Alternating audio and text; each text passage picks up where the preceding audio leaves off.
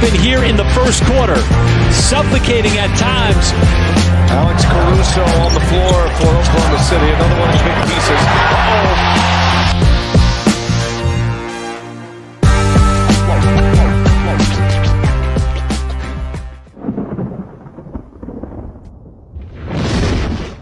Welcome back, everybody, to another recap from the Bring the Thunder podcast. Today we got myself, Gabe, we got Joe, Jack, Landon, and Satvir, and we are recapping OKC's win over Miami 115-101. Who would like to kick us off? Anybody is it's free game. I would like to kick us off. All right, let's hear it, Joe. Let's hear it. Okay. I was watching the game, and it came to mind that this is the second best team I've ever personally watched, ever. Not going to put them over the 73-9 Golden State Warriors, but this is quite unbelievable. Really, really poor start for OKC tonight. Reached down to 21 points, I think, to Miami, who a few of their guys are sick, and they're not a great team. So it wasn't a great start. Couldn't buy a basket. Nothing would fall. Poor defense. And then the second half started. We played better. Won third quarter by 1 point, but played better. And then what happens every time is when the time comes, OKC's defense just kills every team that's in front of them. 32-8 in the fourth quarter is it's not normal. It's very good for us, but we've done this a few times now. The Boston game, we held them to 27 second half points. I think it was 12 points in the fourth quarter. But 8 points in 12 minutes for Miami is absolutely ridiculous. And, of course, the 32 points for us. This team is going to go to the finals and probably win it. Yeah, I mean, I think you make great points there. The way that I kind of wanted to describe my thoughts on what happened there, obviously the first 6 minutes of that fourth quarter, we were just unconscious. I mean, that was just insane. But the way I saw it was that was 3 quarters worth of pent up anger, frustration. I mean, that was just us not playing the way that we should have across those 3 quarters. It literally all just came out in the beginning of that fourth quarter. It was hitting the shots we're supposed to, playing the defense we're supposed to. There is no team in NBA history that could survive a 6-minute stand like that. That's insane. I mean, we came out like a team possessed. There was just zero chance of them getting a stop in that moment. I mean, we started, I believe, 7 out of 7, 8 out of 8, and they were just. I mean, they couldn't get the ball past half court without stumbling over themselves. I mean, it was literally like. I can't even imagine being there. Like, that would be such a fun game to have been at, because that first start of that fourth quarter was just insane. The 3 that Shai hit after it was, I believe, Kenrich. Was Kenrich the one who hit the 3? Yeah. When Shai came down and pulled that 3, at first I was like, oh, that's a tough one. And when he hit that, I was like, all right, so it's over. Like, that was a ridiculous 3. And you could just tell from there, Shai was taking over. I mean, that was one of the more entertaining fourth quarters of basketball I think I've watched in a long time. That was just insane. The first 2.5 quarters seemed like every time we would try to make a response and dig ourselves out of our hole, Eric Spoelstra would hit us with a timeout and kill our run. Yep. And then finally in the third quarter, we started heating up. Fourth quarter just broke away. It was insane. Very, very well coached game by Spoelstra. He was really doing good at keeping us down, because I mean, I swear every time they called that timeout, they drew up the greatest play in the history of basketball. Like, it was like, dude, how do they keep getting in? They had the one where they had 3 seconds left on the shot clock, and they come out and Wiggins gets the midi, and I'm like, come on, man. I mean, new team, and it's just the same dude. This guy we did something to him, man. It's personal. Yeah, what I was really enjoying in the first half was being down by that much. Because we are a much better team, but we haven't had a game in a while that we really had to, claw and grit our way out of things. We haven't been down at all. So I was actually, a couple people were getting, I'd say the word is frustrated, which is explanatory, but I was kind of grinning the whole time, because I'm like, okay, we haven't had a type of game like this in a really long time. let's see what they're made of, get their groove back, because we need games like this in order to be ready for the playoffs. So once I saw the switch flip, I knew it was over, and it was really nice to see. We didn't even have Chet again tonight. No Kaysen again. Caruso goes down. OKC still comes out on top by a wide margin. So it really doesn't seem to matter what happens during the first 2 quarters. Obviously, we don't want that to happen, but it was really nice to see them come back and just absolutely dominate the fourth quarter and play Oklahoma City basketball. Yeah, Absolutely. I want to piggyback off of what Joe said about that Golden State kind of vibe, 2016, 2015 season. Like I as a Thunder fan vividly remember that they would win many third quarters, fourth quarters, and you kind of knew that it was going to happen. Every game that they were in felt like the season that we're in right now, where we have everyone healthy and it's like, we're down the first 2 or the first half, and it's like, we know this team will just squeak out the win. And it's like an expectation that I guess we're not used to, but I know Golden State fans back then were definitely used to it, or they got used to it as the season went on. And I think even post All-Star break, it'll feel a lot more normal, I hope. And then definitely going into next season. The thing I wanted to point out by Thunder PR was that we opened the fourth quarter with a 24-0 run, outscored the Heat 32-8 overall in that final fourth quarter. And that was actually the fewest fourth quarter points allowed by Oklahoma City this season, and then that also matches Miami's season low for points that they scored in the fourth quarter. It's 4 baskets. They scored all fourth quarter. They scored 4 2-point baskets, if that's how you want to count it. 8 points. Yeah. Yep. That's incredible. Mm-hmm. That's ridiculous for sure. Something clicked with our rebounding too. Bam and the rest of the guys were killing us on the boards all night, and it just seemed like in that fourth quarter we had all 5 guys running to the basket to pick up rebounds. Yeah, for sure. 2 players I kind of wanted to mention that I really thought helped us big time in this game. I mean, obviously it's a team win; everybody did their job, but there was that stint in the third quarter where J-Dub absolutely kept us in the game. He had multiple tough shots, including that crazy and one that he just threw up, and you could see as soon as he hit that, you could just see, at least for him, it switched. He had that step back 3 at the top of the key. I mean, he really was holding us into this game just long enough so that the second we hit that fourth quarter, it just cracked open. But he was keeping us there. And then, I mean, there's no way to say it any other way that Kenrich saved us. I mean, he did. Kenrich came out of nowhere and hit the shots he needed. He hustled. He fought for rebounds. He had 3 threes, 3 for 5 from 3. He was hitting his shots. He has been playing pretty great basketball recently for us.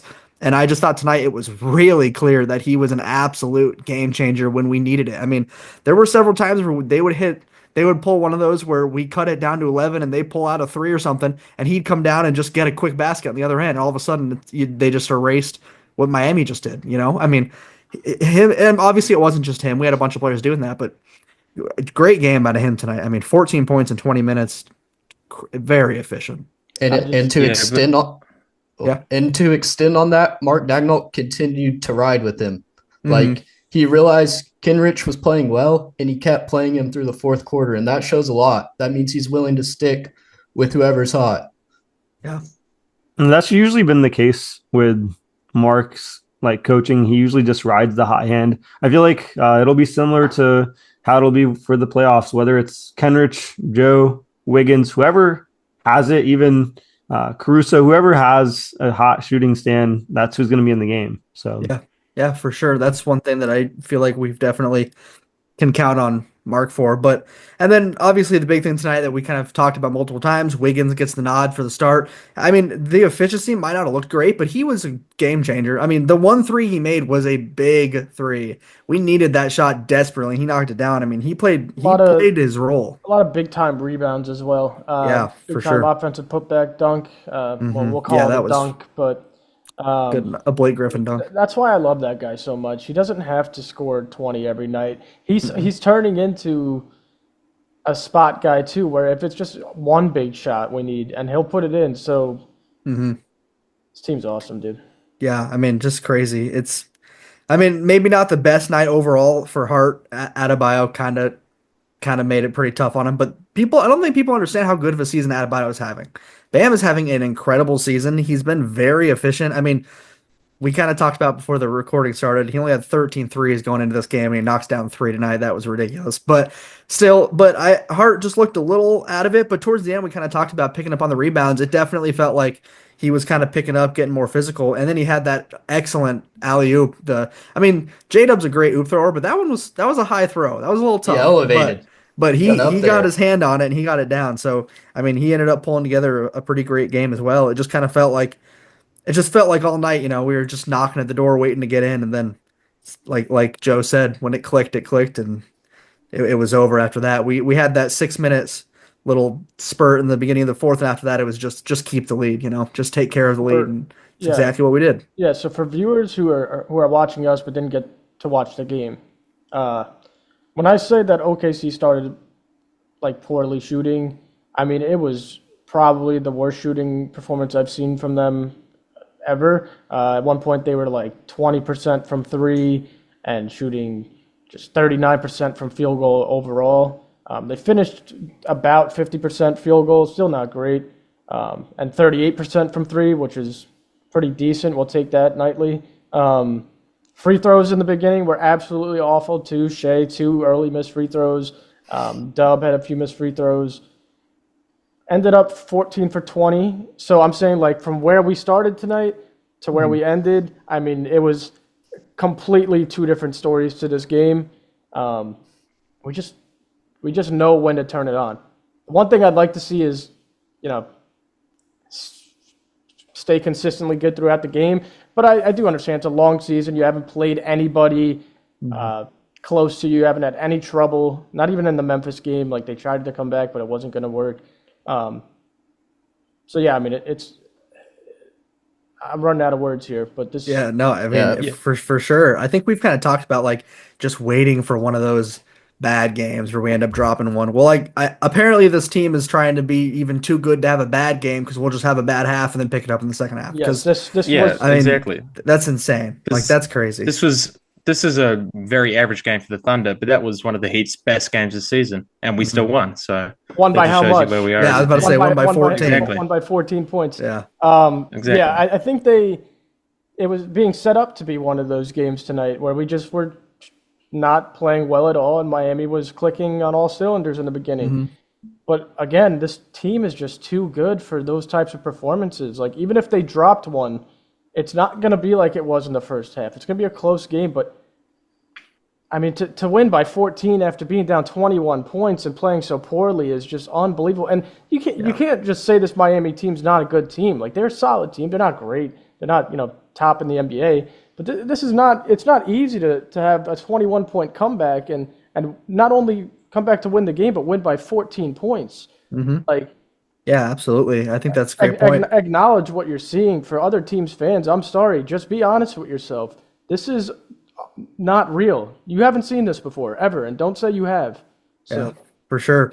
Another thing I really wanted to point out was Lou Dort all-around phenomenal game, really. I mean, had some big shots, but held Tyler Herro to only 14 points, 1 for 6 from 3. He was in his face the entire game. I mean, made it a tough night on him. Herro was putting up some really not great looks, just trying to get something up. And then on the other end, Dort ends with 17 points overall. I mean, just a tough game out of Lou tonight. Exactly what I mean. We don't need him to be doing that. We really don't. Offensively, we don't need that. When he does that, that's how good this team can be, is when players like him can step up on both ends of the court. And tonight, I mean, Lou was absolutely doing everything we needed him to do. These types of games seems to be where Lou thrives the most, I want to say. Saw it last year in the playoffs early. When some of the younger guys were just getting started, and you could see they were a little jittery, but Lou kind of started to get going for them early. And I mean, you said we don't need Lou to do this. You're right, but in these certain games when some of the guys aren't playing too well, Lou seems to always pick it up, and it goes very under the radar. But he's an outstanding player on both sides, and he deserves his flowers. Yes, absolutely. Another undrafted player right there. Yep. Thanks, Sam Presti. Yep, Sam Presti. Also ridiculous that this is shouldn't even have to be talked about, but it's ridiculous that he was an undrafted player because him in Arizona State, he was a pretty decent player in Arizona State. Yes, he was. I couldn't name – I always look at the back end of that second round, the year he was supposed to be drafted, and I'm like, I would have picked Lou. I mean, obviously we didn't think he'd be this good, but Yeah, no, for sure. I remember there being a lot of analysts that were kind of thinking he was going to go towards the end. I remember watching that draft, and there were people saying that thinking he was going to go up here. There was like the top 10 prospects left, and he was towards the top on all of them and just kept slipping. So, I mean, I'm sure Presti was just sitting there grinning like crazy, seeing a team pass on him, because now, I mean, this team wouldn't be where we are without Lou Dort. It just shows you how far defense can take you in the NBA. Oh, for sure, especially this team. I mean, this team's defense is. I want to comment on that, Landon. This is the best defense in the NBA, but not only is it the best defense in the NBA, it has the best scorer in the NBA on the other side of the ball. So, to have that privilege, that's why I keep saying like this team is like none other. Like, yeah, you could, like a lot of teams when it comes playoffs, they rely on this team was great defensively, so they could possibly scrape 2 games out. Or this team just scores so much, like the Pacers, so they could possibly get to the second round of conference finals like they did last year. Yeah. But when you run into a team where you can't score and they're scoring, what do you do? For sure. That's what Oklahoma City is. I actually have a stat for that. Coming into this game in the month of February, we lead the NBA in points forwarded. I think it was 132, if I'm not mistaken. Yep. Wow. It's a nightmare matchup for any team. Yeah, absolutely, for sure. You kind of just got me thinking about something, Joe, that I just wanted to mention. So if let's just say you're explaining this to just like a casual basketball fan, right? So there's a team that has a guard who is 6'5", 6'6", the best scorer in the league, can score from anywhere. They have a forward who is a arguably top 1 on-ball defender in the league. They have a forward with one of the longest wingspans for his height ever, who is a 2-way star. They have a 7-foot, 250-pound big, and then they have a literal human torch in Aaron Wiggins. And off the bench, they have sharpshooters with Isaiah Joe shooting 40% from 3. That's not even mentioning the injured 7-foot guy we have on the bench, who's one of the best, or who's injured, who's one of the best rim protectors. I'm not going to say one of the best. He is the best rim protector in the NBA. There is nobody with the IQ and the talent of him. Good word. And that's also not talking about Cason Wallace, one of the younger 2-way studs. I mean, it is ridiculous how good this team is on paper, but then you watch a game, and it's so much more than just on paper. You're literally watching this team just absolutely unravel every team that they play. And then tonight, it took them 1 quarter to do it. I want to take it back. It took them 6 minutes to do it. No holes on the roster. It's insane. I mean, the broken record strikes again with us telling you guys that this team is not normal. I'd also like to shout out a lot of the Laker fans that have been coming at me for just talking about how good OKC is for some reason. How's it feel being down by 20 in Utah right now, fully healthy?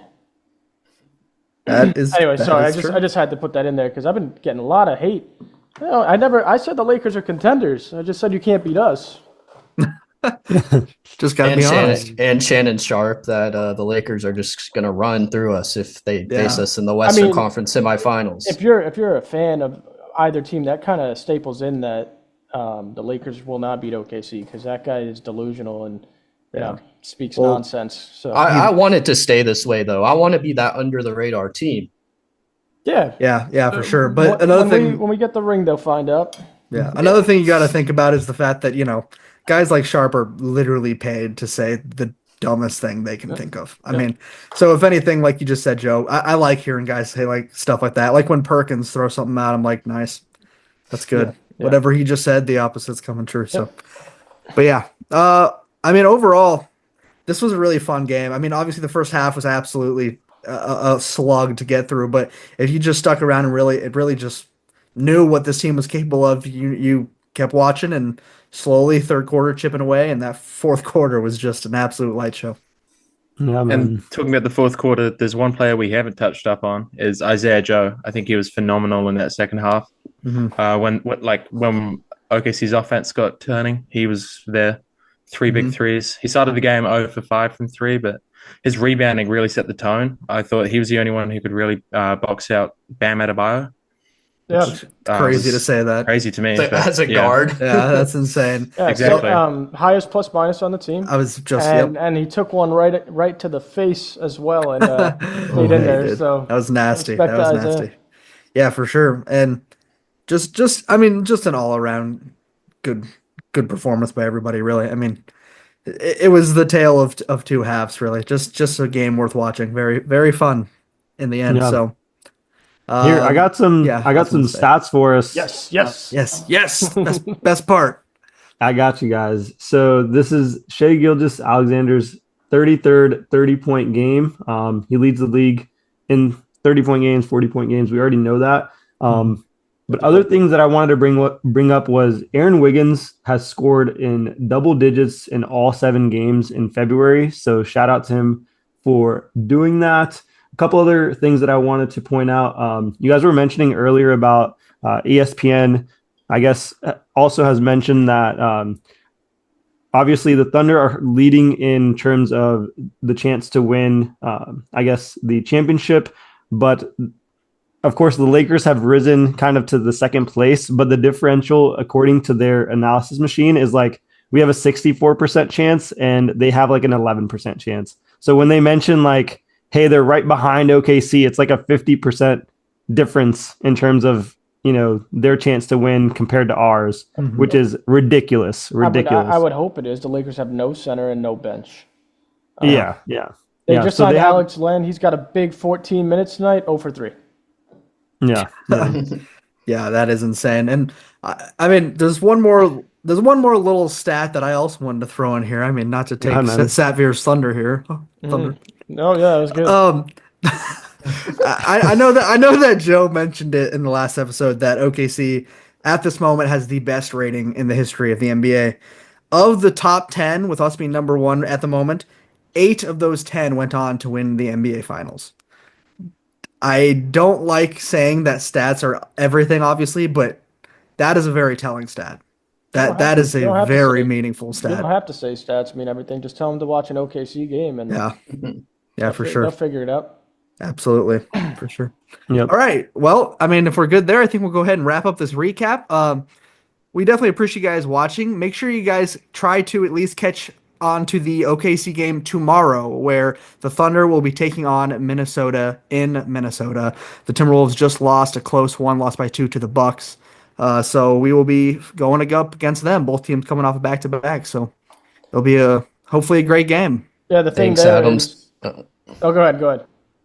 Thanks, Adam Silver, for making us travel to Minnesota on the second night of a back-to-backs. That's just amazing. Good scheduling there. The thing there is we did that the other night when we went a back-to-back, traveled to Memphis. This time we're traveling to Minnesota, but we're bringing somebody with us. His name's Chet Holmgren. Yeah, that definitely helps. Yep, absolutely. All right. All right. Well, as always, thank you guys for listening to the recap. Make sure you guys check out all of our other socials for any other type of content, same sort of videos, fun stuff like that. So, yeah, as always, thank you guys for listening. And here comes... And Thunder up, baby. Let's go. Shout out Caron Butler.